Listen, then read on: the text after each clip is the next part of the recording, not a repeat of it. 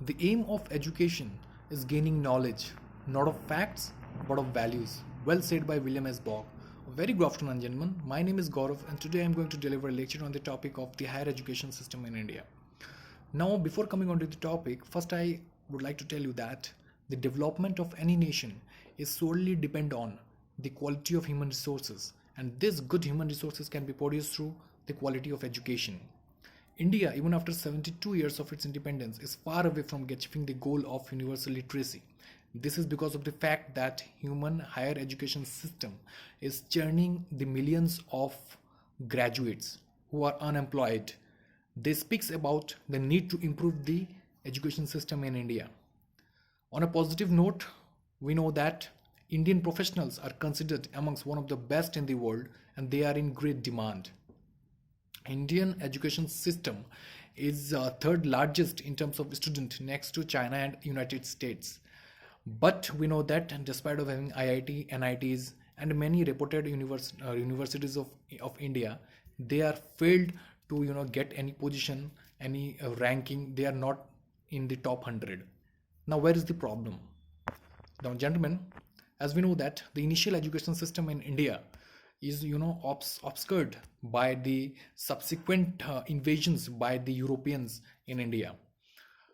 The Britishers, they have stabilized a formal education system in India which were mainly focused on literacy, language, history and philosophy. Today our graduates, when their lack of skills, today we know they are failed to get jobs in the corporate and industrial sectors, in the manufacturing sectors.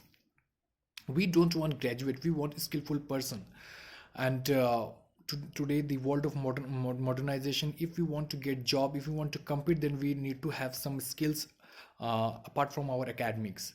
And for that, government need to work on our education system. They need to more focus from primary to higher education system. Talking about the higher education system, that only 26% of their people, students are there who have completed their studies. Talking about the government step regarding this, yes, definitely government has taken several steps. We know that government has recently changed the education system from 10 plus 2 to the 5 plus 3 plus 3 plus 4, in which we have more focus from primary to the higher education system. And now students are not restricted to a subject. We know now they can, in the 11th standard, they can opt their subject, whatever their choice. Now in the colleges, there will be a common entrance exam. And also we know that government has introduced a higher education commission of India, which can replace the United Grant Commission, that is UGC, which has failed to give providers the quality of education. Now this higher education system commission in India, it will introduce more effective planning and education system process in India. And in the we know that, for example, we know that in this new education system, today the students, they don't need to do MPhil, they can directly now do PhD after completing their MA.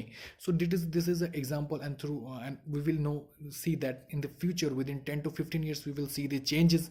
And in the future, definitely India will compete the their person will complete the universities will complete as compared to the other universities in the world. Thank you very much.